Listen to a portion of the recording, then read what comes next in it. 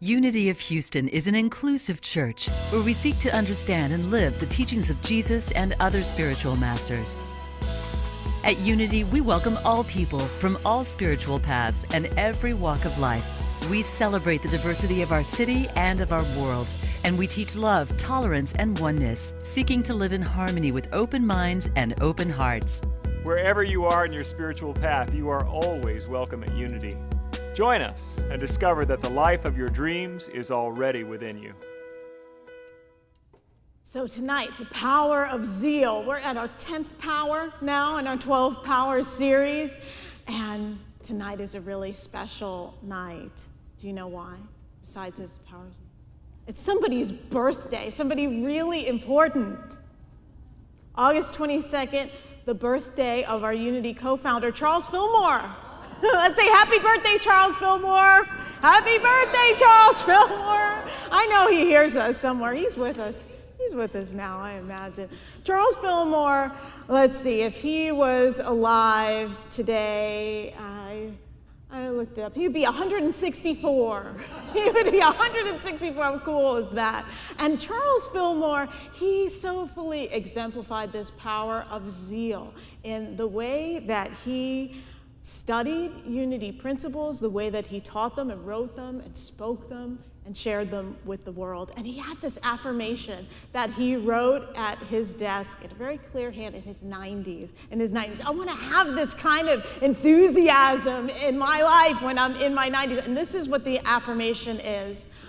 I fairly sizzle with zeal and enthusiasm as I spring forth with a mighty faith to do the things that ought to be done by me. Like, yeah, I want to feel that when I'm in my 90s, right? Do you want to say it? Do you feel like saying it? Because this is just powerful, right? So repeat after me. I fairly sizzle. I fairly sizzle. With zeal and enthusiasm. As I spring forth with a mighty faith. To do the things that ought to be done by me. Breathe that in. Do you feel the energy of that? The power of zeal activated within us. The power to start, to motivate, to be enthusiastic, to be passionate.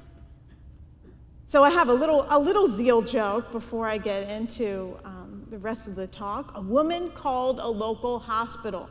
She said, "Hello, could you connect me with the person who gives the information about patients? I'd like to find out if a patient is getting better, is stable, or is getting worse."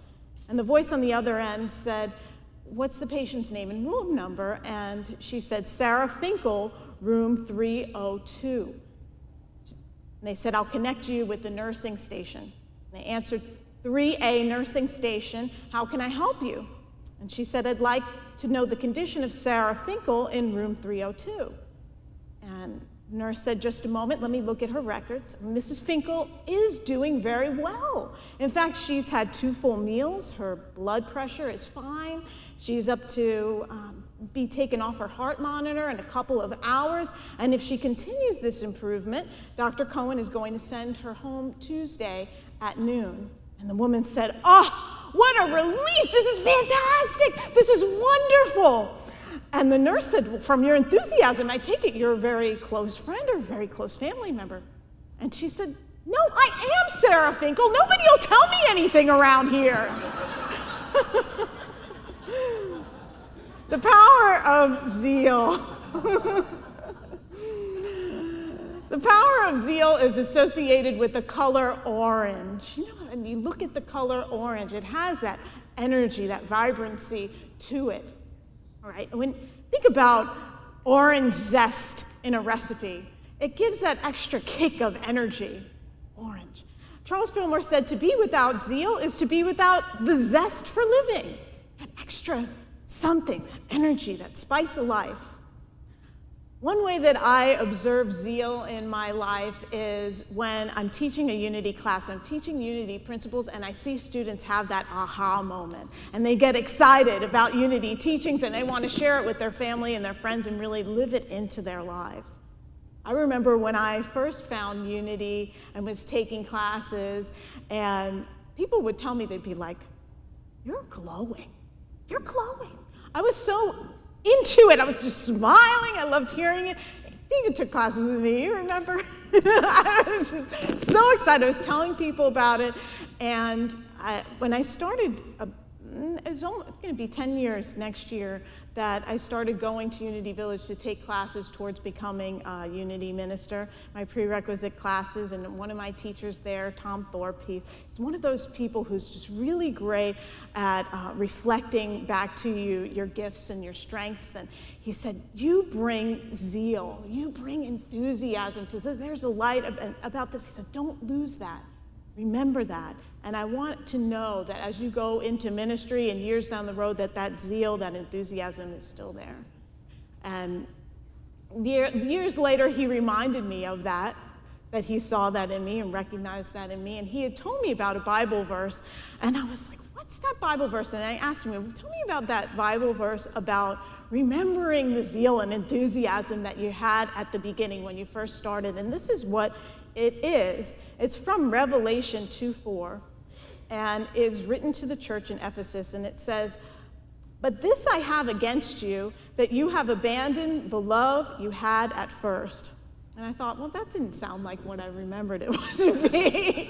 Revelation is a big question mark sometimes. We're having a class on the book of Revelation with Reverend Sheila Gautreaux in January, so you want to know more about that, check out that class. There's a little promo for you, Reverend Sheila. Check that out. But looking at this, so I have this against you, that you have abandoned the love you had at first. So talking about zeal, that when we get going into something, we have all this energy, and then sometimes we can kind of plateau or even out, or just not as exciting, and then we get into the hard work of it. So think about, what is it? Relationship, career, or some aspect of your life where you may have abandon the love that you had at first. The love that you had at first. So we want to, when we're in the midst of something, I think about relationships. When you first meet someone, you're happy to meet them and get to know them and who they are, and then sometimes you get into complications in relationships, and you can forget that first connection, that first love, and that's what we want to ignite as we're talking about the power of zeal, to reignite that first love, that first enthusiasm and zeal, and remember that because we're here to be love, right? We're here to be an expression of love in the world, and zeal is that spark that we bring to things. An amazing example of zeal in the Bible is the Apostle Paul. The Apostle Paul is the person we basically need to thank for the sect called Christianity, or that became Christianity, developing into the church and allowing us to really be here today, because of his zeal, his energy of when he had his conversion on the road to Damascus, that he knew he needed. He immediately started, once he was blinded, he had a vision, he heard Jesus speaking to him, and he was blinded for 3 days, and he was baptized, he reclaimed his sight, and then he began preaching. He began traveling all over and starting churches.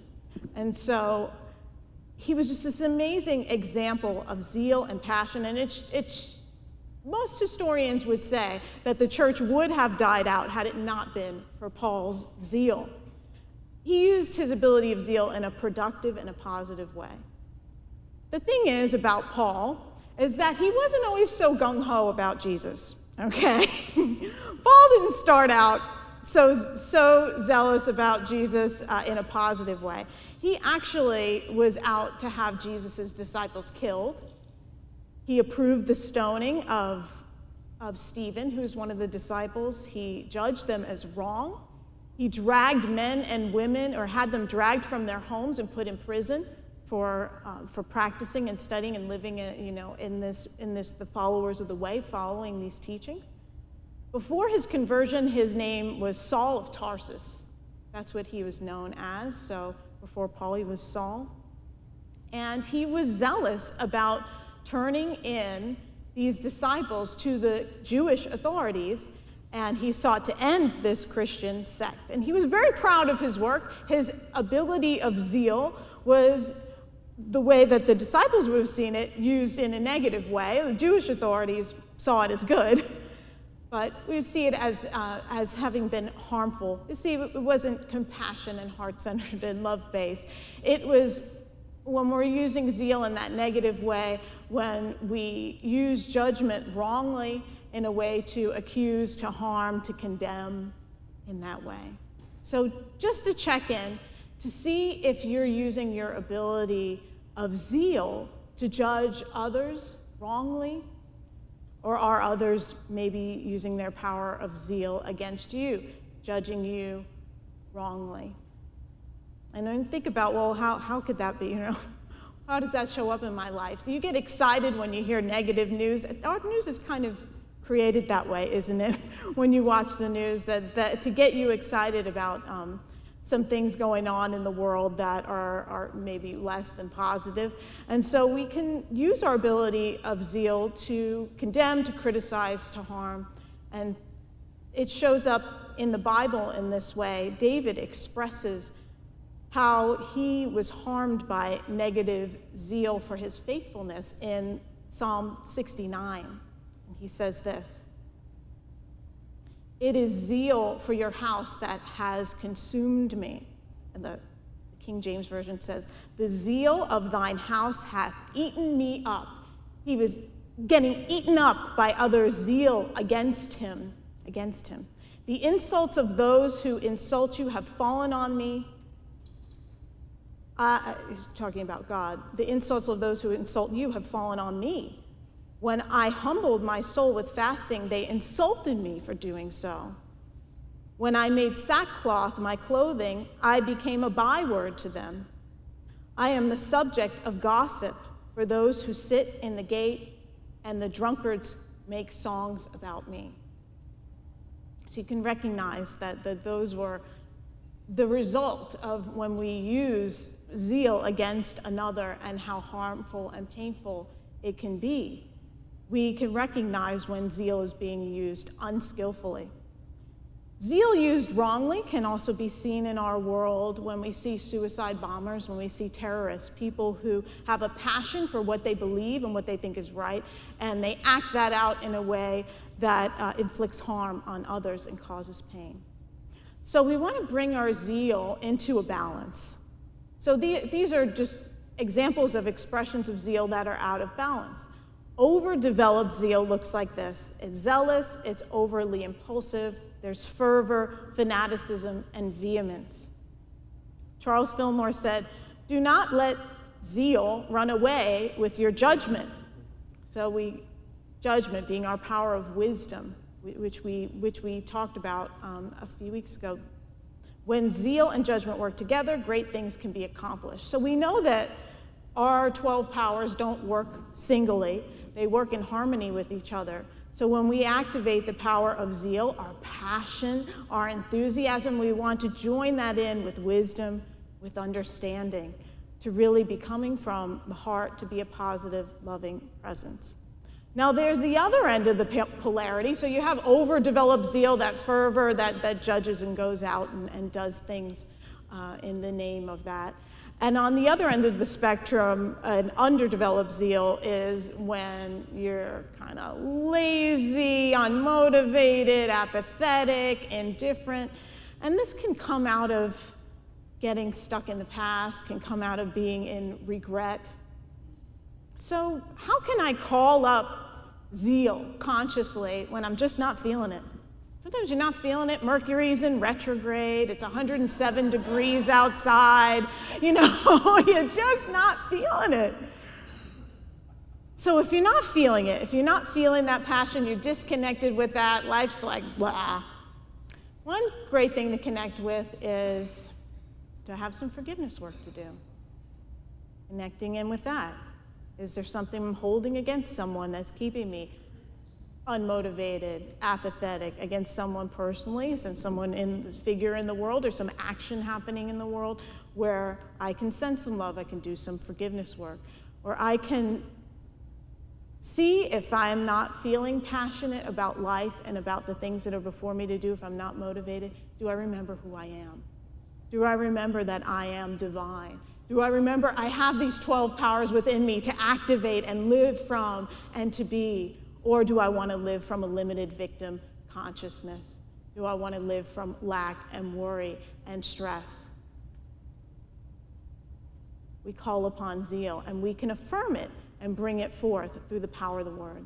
So we want to come into balance. Another person who's a wonderful example of balanced zeal is Mother Teresa.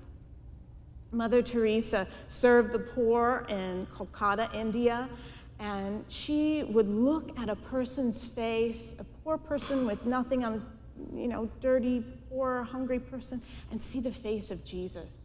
And that was her passion. She saw the light and the divine in each person and wanted them to be healed and whole and served. And she didn't do it with any grandiosity, we know this. She said, not all of us can do great things, but we can do small things with great love. All things with great love. So zeal, having that passion, doesn't mean that we have to go out and change the world and just make everything right. It's bringing that passion to everything, to our work, our relationships, to what is ours to do. Really just knowing what is ours to do, bringing our light to that. Zeal is got 2 stages, and you can understand it like a 2-stage rocket. You're familiar with that? Rockets are into, Greg knows what I'm talking about.